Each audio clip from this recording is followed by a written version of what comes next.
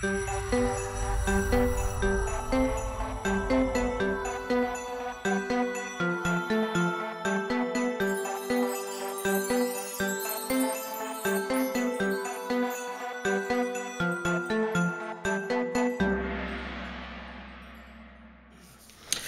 tout le monde, donc voici la première vidéo sur la pause spirituelle. Et cette pause spirituelle, aujourd'hui, j'ai envie de vous parler d'un livre que j'ai trouvé très passionnant, que j'ai lu ce week-end. Ce livre, c'est le dernier livre de Stéphane Alix, Lorsque j'étais quelqu'un d'autre. C'est un livre magnifique, moi je vous le conseille. Hein. C'est un livre qui fait, alors combien de pages il fait? Parce que bon, c'est bien de savoir le nombre de pages qu'on lit quand même. 405 pages. Mais alors, je vous assure, on ne les voit pas passer. Hein. Moi, je l'ai dévoré. Hein. On tournait page, on est pris dans son histoire. On a l'impression de la vivre avec lui. Bon, vous allez me demander de quoi il parle, ce livre. Alors, je vais vous parler du résumé. Et puis moi, je vais vous dire ce que j'en ai pensé. Lorsque j'étais quelqu'un d'autre, partir à la découverte de soi-même peut mener sur d'étranges chemins. Pour se ressourcer et faire le point sur sa vie, Stéphane Alix entame une retraite en forêt. Il ignore qu'il va se confronter à l'impensable. Lors d'une méditation, une vision s'impose à lui. Un soldat de la Seconde Guerre mondiale meurt touché à la gorge. Le nom de cet homme et d'autres informations lui parviennent également en pensée. L'expérience est extrêmement troublante. Pourquoi ressent-il une telle intimité avec ce personnage ? Omnibulé par la puissance de cette vision, il se lance dans une enquête minutieuse et découvre avec stupeur que ce soldat a réellement existé. Commence alors une aventure bouleversante. Les questions existentielles qui se bousculent en lui depuis toujours vont-elles enfin trouver une explication? Donc voilà. Alors c'est vrai que ce livre est passionnant. Pourquoi? Il nous partage toutes ses émotions. Hein. Alors, je vais vous expliquer un petit peu, voilà, Stéphane Alix avait besoin de se retrouver, de recentrer sur lui-même. Il décide de partir au Pérou tout seul, voilà.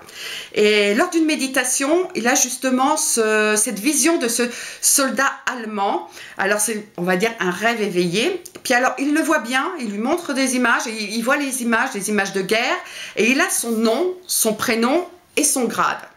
Bon, il dit c'est très bien ça, mais c'est assez puissant hein, quand même ce qu'il ressent. Il dit c'est bien, mais qu'est-ce que je vais faire de ça? De retour à Paris, ce rêve éveillé était vraiment bien pris quand même dans ses pensées, il y pensait continuellement. Donc il décide de faire des recherches sur Google. Donc merci Internet. Hein. Et à la suite de ça, il s'aperçoit que oui, ce soldat allemand a réellement bien existé. Alors il dit ok, donc là la curiosité et le besoin, je pense qu'il sentait une force de faire des recherches. Donc là commence vraiment l'enquête très minutieuse. Il y a quand même un blocage dans cette enquête qu'il rencontre, c'est que Stéphane Alix, il parle pas un mot d'allemand. Donc là il se dit la tâche s'avère difficile.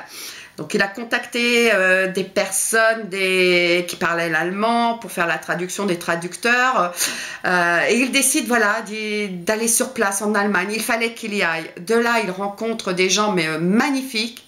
Donc dans tout ce livre, il nous explique vraiment cette enquête. Il va à la rencontre de ce soldat allemand. Mais alors vraiment jusqu'au bout. Alors sur cette enquête, il n'y a aucun temps mort. Hein. On est vraiment pris dans l'histoire. On la poursuit avec lui. On veut qu'il aille jusqu'au bout. C'est vraiment, j'en trouve même pas mes mots tellement ce livre est bouleversant. Alors bien sûr, la question qui se pose, est-ce que Stéphane Alix est la réincarnation de ce soldat allemand? Ça se pose beaucoup tout le long de ce livre. Ou bien, est-ce que c'est la visite de ce soldat allemand, ce défunt, qui est venu le visiter pour que Stéphane Alix ait une mission, ait un message à apporter? Bon, je ne vais pas vous dire ce que lui, il en déduit lui-même. Hein, c'est à vous de lire le livre. Donc voilà un petit peu pour ce livre. Sincèrement, je vous le conseille. C'est un très bon livre. Ensuite, ce que j'ai bien aimé, c'est la dédicace du début du livre. Hein, je vais vous la montrer. Aux esprits. Voilà. Donc, c'est une dédicace assez forte quand même. Et puis, j'ai ma petite dédicace personnelle hein, pour Marie avec toute mon amitié.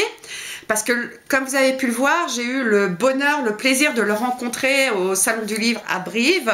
Il y a 15 jours, 3 semaines de ça. Je vous avoue que c'était un de mes rêves de le rencontrer. C'était la première fois que je le rencontrais, c'était un de mes rêves depuis plusieurs années parce que c'est un homme que je respecte beaucoup. Il a fait beaucoup pour le domaine de la médiumnité, de la spiritualité, du magnétisme. Son parcours, j'ai toujours été admiratif de son parcours. Et sincèrement, cette rencontre, cet échange que j'ai eu avec lui, waouh, magique. Donc voilà, j'espère que c'était pas la première ni la dernière rencontre. En tout cas, je m'en donnerai les moyens. Et bah, pour clôturer, moi je vais dire un petit mot personnel à Stéphane Alix. Stéphane Alix, merci pour ce voyage, merci de partager avec nous toutes les émotions, parce que oui, dans le livre, on partage toutes ces émotions, la joie, la peine, la douleur, la tristesse.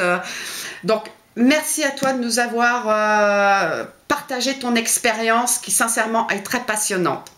Donc voilà, Stéphane Alix, lorsque j'étais quelqu'un d'autre. Sincèrement, allez-y les yeux fermés, je vous le conseille, vous ne serez pas déçus.